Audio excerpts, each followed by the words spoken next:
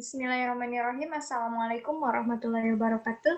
Selamat siang, saya ucapkan kepada semua rekan-rekan dan tak lupa juga kepada Ibu Sri Mariati sebagai dosen pembimbing dari mata kuliah Gizi.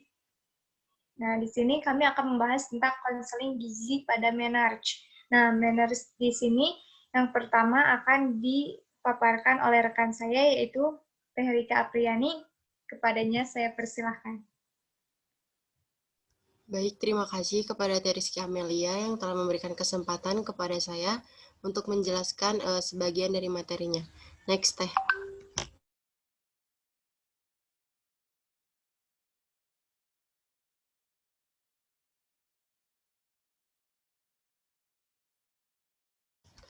Baik, definisi menarche yaitu adalah pendarahan periodik dan sikilik dari uterus disertai dengan pengelupasan atau desquamasi endometrium. Menarche merupakan menstruasi pertama yang biasa terjadi dalam rentan usia 10-16 tahun atau pada masa awal remaja di tengah masa pubertas sebelum memasuki masa reproduksi. Menarche juga merupakan puncak dari serangkaian perubahan yang terjadi pada seorang gadis yang sedang menginjak dewasa. Perubahan timbul karena serangkaian interaksi antara beberapa kelenjar di dalam tubuhnya. Next, Teh. Yang selanjutnya, fisiologi menarche. Menarche merupakan puncak dari serangkaian perubahan yang terjadi pada seorang gadis yang sedang menginjak dewasa. Perubahan timbul karena serangkaian interaksi antara beberapa kelenjar dalam tubuh. Lalu hipotalamus merupakan zat yang disebut faktor pencetus. Faktor pencetus bergerak melalui pembuluh darah kelenjar bawah otak dan menyebabkan kelenjar itu mengeluarkan hormon-hormon tertentu. Salah satu hormon ialah hormon pertumbuhan yang menyebabkan pertumbuhan lebih cepat menjelang gadis.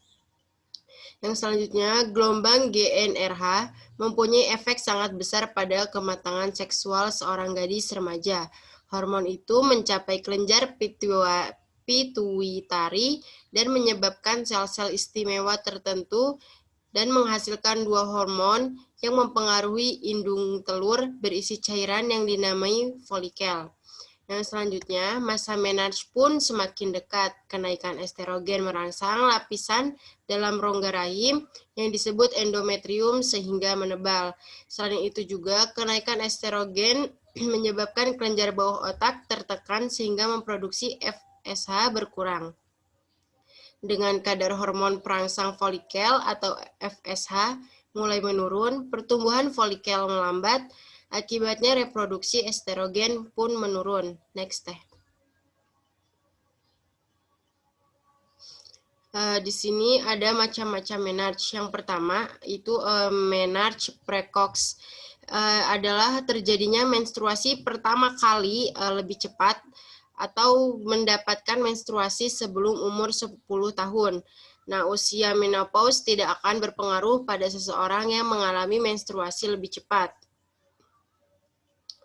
Nah, menarche precox ini juga merupakan menstruasi pertama yang dialami seorang wanita subur pada usia di bawah 12 tahun. Kondisi menarche dini karena mendapat produksi hormon estrogen lebih banyak dibanding wanita lain pada umumnya. Menarche dini adalah terjadi menstruasi sebelum 10 tahun yang dikarenakan pubertas dini, di mana hormon gonadotropin diproduksi sebelum anak usia 8 tahun. Nah, untuk yang selanjutnya ada menarche normal, yaitu mendapatkan menstruasi tepat waktu pada usia 10-13 tahun. Yang selanjutnya menarche tarda. Menarche tarda ini mengalami menstruasi yang lambat atau baru menstruasi mulai dari umur 14-16 tahun yang disebabkan oleh faktor keturunan, gangguan kesehatan, dan kurang gizi. Next, Teh.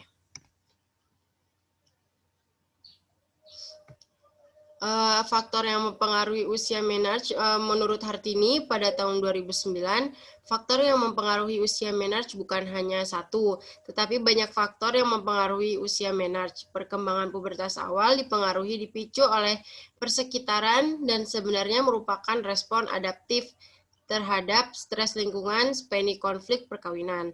Selain itu juga usia menarche dipengaruhi oleh faktor lingkungan seperti tinggal di kota atau di luar kota, besarnya keluarga, pendapatan isi keluarga, dan tingkat pendidikan dari orang tua. Faktor psikologi juga berperan terhadap usia menarche ini. Hal ini dapat dilihat pada anak remaja yang membesar tanpa kehadiran ayahnya, mengalami menarche pada usia yang lebih lewat. Next deh. Faktor-faktor yang mempengaruhi menarche ada beberapa ya. Yang pertama ada pada faktor nutrisi dan status gizinya. Untuk usia menarche berhubungan dengan kenaikan berat badan seorang remaja dan lemak tubuhnya. Secara etiologi, hal ini berhubungan dengan hormon mileui yang berfungsi mempengaruhi pubertas dan dapat mengubah berat dan komposisi tubuh. Anak yang mengalami malnutrisi mayoritas badannya lebih kecil, kurus, pubertasnya lambat, dan mengalami menarche lebih lambat. Dan yang kedua, faktor yang mempengaruhi itu faktor genetik. Faktor keturunan dapat mempengaruhi maturitas. Hal ini dipelajari dari anak kembar monozigot akan mengalami menarche dalam rentang usia yang hampir sama antara 2-3 bulan. Nah, ketika kembar di zigot akan selisih 9 bulan, waktu maturitas juga berhubungan dengan usia menarche ibu dan anaknya. Lalu faktor yang mempengaruhi selanjutnya itu ada faktor sosial ekonomi, status sosial ekonomi. Untuk perkembangan maturitas anak-anak yang berstatus sosial ekonomi tinggi akan lebih cepat daripada anak-anak yang berstatus sosial ekonomi rendah. Nah, menarche terlambat terjadi pada kelompok sosial ekonomi sedang sampai tinggi yang memiliki selisih sekitar 12 bulan. Hal ini telah diteliti di India berdasarkan pendapatan per kapitanya. Karena standar kehidupan yang semakin maju berhubungan dengan perbaikan nutrisi dan kesehatan remaja tersebut. Yang selanjutnya ada rangsangan audiovisual. Nah, faktor penyebab menstruasi dini yang disebabkan oleh rangsangan audiovisual, baik berasal dari percakapan maupun tontonan dari film-film atau internet, berlabel dewasa, vulgar, atau mengumbar sensualitas. Nah, rangsangan dari telinga dan mata nantinya akan dirangsang oleh sistem reproduksi dan genitalia untuk lebih cepat matang. Nah, bahkan rangsangan audiovisual ini merupakan faktor penyebab utama menstruasi dini. Nah, untuk yang selanjutnya yaitu ada aktivitas fisik. Nah, fakta menunjukkan anak perempuan yang aktif melakukan aktivitas fisiknya yang mengalami menarche lebih lambat daripada yang tidak aktif.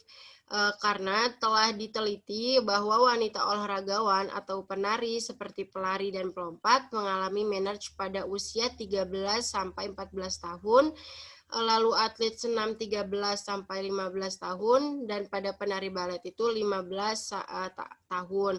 Nah, jadi untuk remaja yang lebih aktif mungkin itu bisa menghambat untuk menarche dini. Next teh.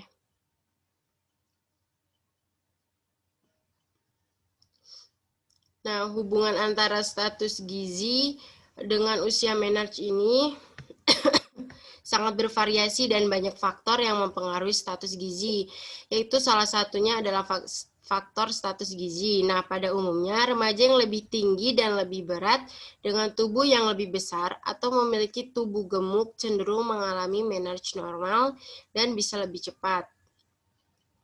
Menurut Dewi pada tahun 2005. Nah, faktor ukuran tubuh termasuk tinggi badan, berat badan, indeks massa tubuh telah lama dibuktikan berasosiasi kuat dengan mulainya menarche. Nah, kenaikan berat badan ini merupakan faktor yang berkait secara konsisten dengan awalnya kematangan seksual pada dewasa, muda, dan remaja. Beberapa kajian retrospektif telah menunjukkan bahwa remaja yang mengalami menarche sebelum usia 12 tahun lebih berat dan gemuk dibandingkan dengan remaja yang mengalami menarche karena perbedaan ukuran menyumbang kepada awalnya menarche gitu. Jadi perkembangan remaja dari tinggi dengan berat badannya itu bisa mempengaruhi status gizi dari usia menarche ini. Next deh. Nah, di sini ada beberapa status gizi yang bisa mempengaruhi menarche tersebut. Yang pertama adalah berat badan. Berat badan ini adalah salah satu parameter yang memberikan gambaran massa tubuh. Massa tubuh sangat sensitif terhadap perubahan-perubahan yang mendadak. Meningkat karakteristik berat badan yang labil, maka indeks berat badan pun lebih bisa menggambarkan status gizi seseorang saat ini, apalagi pada remaja. Lalu yang kedua dilihat dari tinggi badan. Nah, tinggi badan ini juga merupakan antropometri yang menggambarkan keadaan pertumbuhan skeletal pada keadaan normal. Tinggi badan tumbuh sering dengan pertambahan usianya. Pengaruhan defisiensi zat gizi terhadap tinggi akan nampak dalam waktu yang relatif. Lalu yang selanjutnya lingkar lengan. Lingkar lengan juga di sini bisa menjadi salah satu faktornya, yaitu lingkar lengan atas bisa menggambarkan tentang keadaan jaringan otot dan lapisan lemak bawah kulit. Lingkar lengan atas banyak digunakan dengan tujuan screening individunya. Yang selanjutnya dengan indeks massa tubuh. Nah, indeks massa tubuh juga merupakan alat yang sederhana ya untuk memantau status gizi orang dewasa, khususnya yang berkaitan dengan yang kekurangan dan kelebihan berat badan. Nah, untuk penggunaannya IMT ini hanya berlaku untuk orang dewasa yang umurnya di atas 18 tahun. Nah, kalau pada anak-anak dan remaja, pengukuran IMT biasanya itu sangat terkait dengan umurnya gitu. Karena dengan perubahan umur terjadi perubahan komposisi tubuh dan densitas tubuh. Nah, maka pada anak-anak dan remaja digunakan indikator IMT yang menurut umum biasanya disimbolkan dengan IMT atau U, yaitu perbandingan antara berat badan dengan tinggi badan. Next, Teh. Mungkin cukup sekian yang bisa saya paparkan. Saya kembalikan ke moderator. Terima kasih.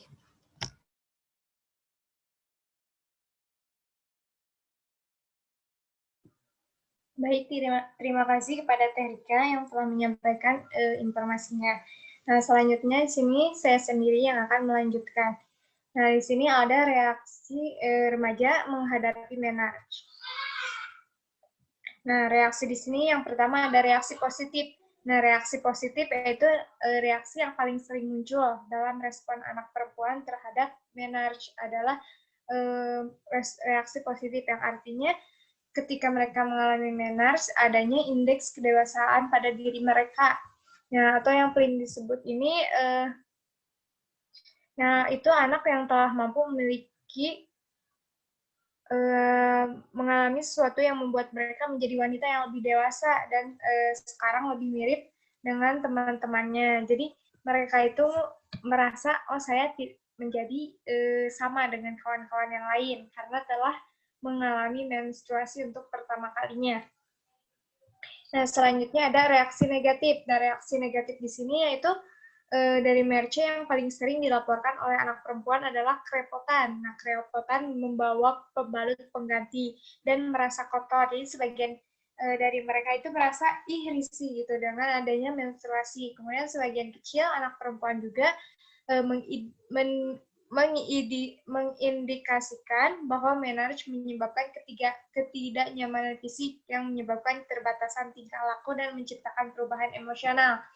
Nah, kenapa di sini disebut negatif? Karena di sini anak-anak merasa, wah fisiknya itu jadi nggak enak, kayak ada sesuatu yang kalau mereka terlalu aktif, mereka takut terjadinya bocor dari pembalutnya, sehingga membatasi ada batasan untuk mereka bertingkah laku. Nah, ini menjadi hal yang menjadi hal respon negatif dari anak perempuan. Kemudian selanjutnya ada gejala yang menyertai menarche. Nah, gejala yang menyertai menarche adalah rasa tidak nyaman yang disebabkan karena selama menstruasi volume air di dalam tubuh kita berkurang. Nah, gejala lain juga yang dirasakan yaitu sakit kepala, pegal-pegal pada bagian kaki, pinggang untuk beberapa jam ya. Nah, kemudian ada kram perut dan sakit perut. Sebelum periode ini terjadi biasanya ada perubahan emosional, perasaan suntuk, marah, dan sedih yang disebabkan oleh adanya pelepasan beberapa hormon. Menurut Proterawati tahun 2009.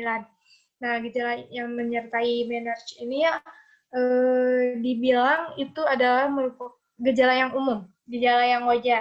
Nah, ketika seorang wanita akan mengalami menstruasi, biasanya akan mengalami perubahan hormon yang menyebabkan perubahan emosi. Kemudian ada konseling untuk menarche. Nah, karena menarche ini adalah seorang wanita yang baru mendapatkan menstruasi. Nah, di sini ada upaya yang tepat atau yang penting dilakukan untuk mengatasi kecemasan remaja putri yang mengalami menarche.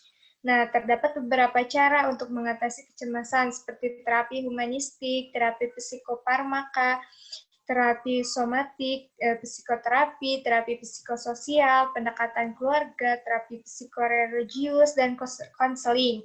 Nah, di sini konseling merupakan hal yang tepat dilakukan pada remaja yang mengalami kecemasan pada saat menarche.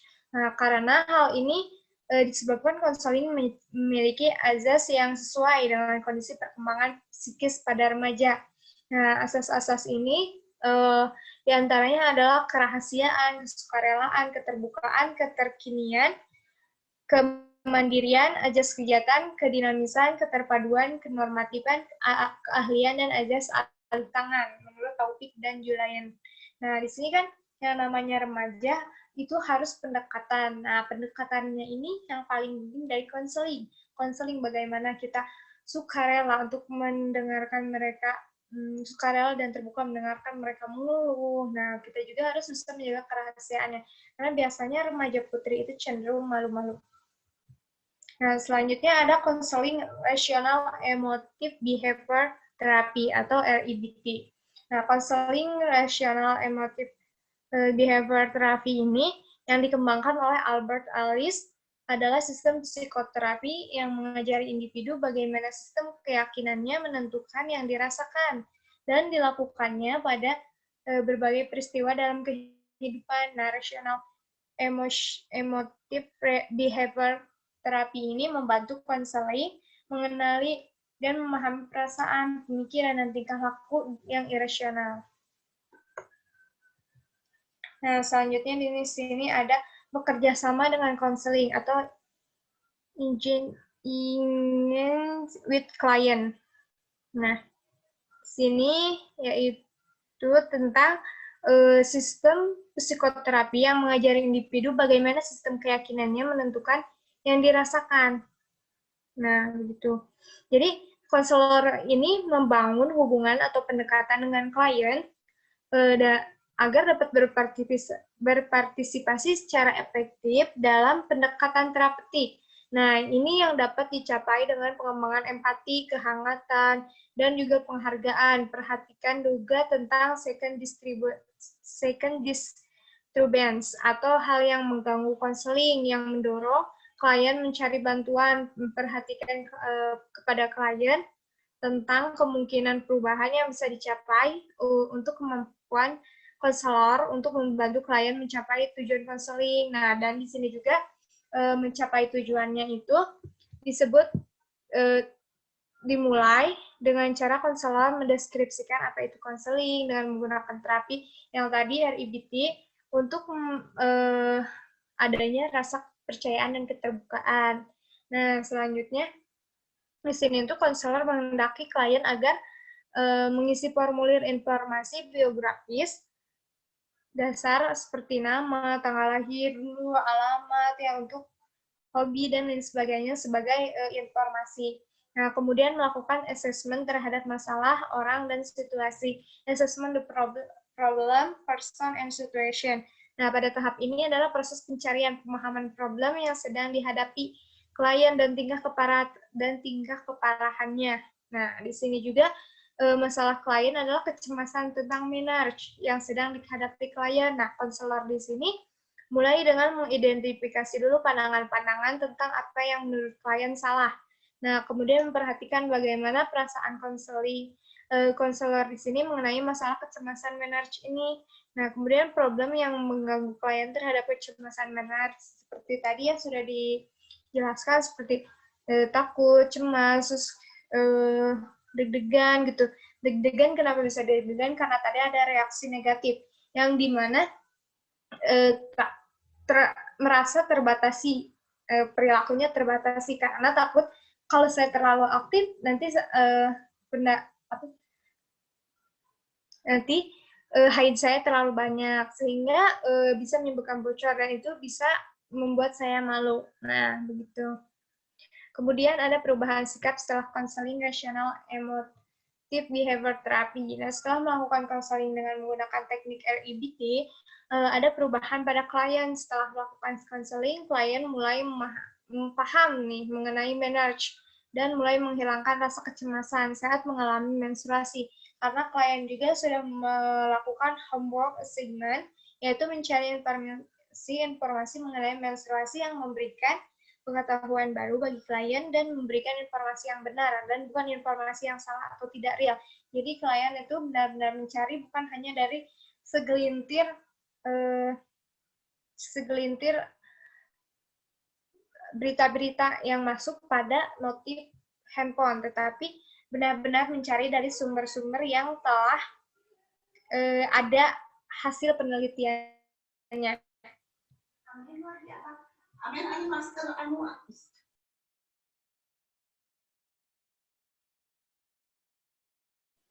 Nah, kemudian di sini ada jurnal terkait pengaruh konseling terhadap kecemasan remaja putri yang mengalami menarche. Nah, menarche ini merupakan salah satu penyebab kecemasan yang dialami oleh remaja putri. Terjadinya kecemasan dikarenakan kurangnya informasi dan pemahaman mengenai menarche. Umumnya kecemasan pada remaja putri dapat berdampak negatif. Jika tidak ditangani, akan menimbulkan rasa takut yang berlebihan dan berulang terhadap menstruasi. Penolakan yang bertahap mengakibatkan pengereman fungsional atau retensi menstruasi. Nah, konseling adalah salah satu tujuan untuk penanganan kecemasan. Penelitian ini bertujuan untuk mengetahui pengaruh konseling terhadap kecemasan remaja putri pada kelas 4, 5, dan 6 yang mengalami menarche di SDN Baros Mandiri 4 Cimahi. Nah, metode yang digunakannya adalah metode kuasi eksperimental dengan rancangan one group protest post-test design.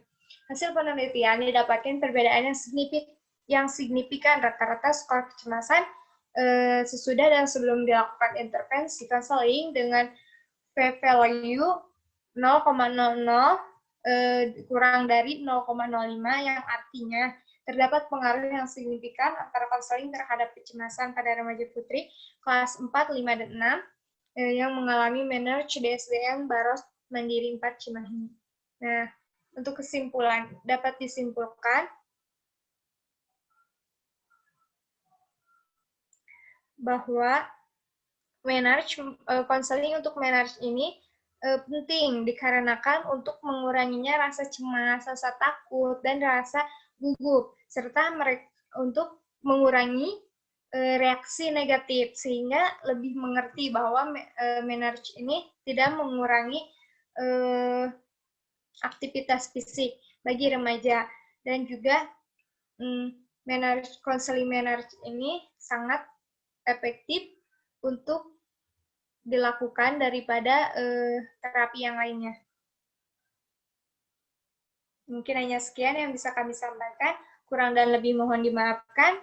Wabillahi taufiq wal hidayah. Wassalamualaikum warahmatullahi wabarakatuh. Terima kasih atas perhatiannya. Teteh, boleh ditampilkan video konselingnya?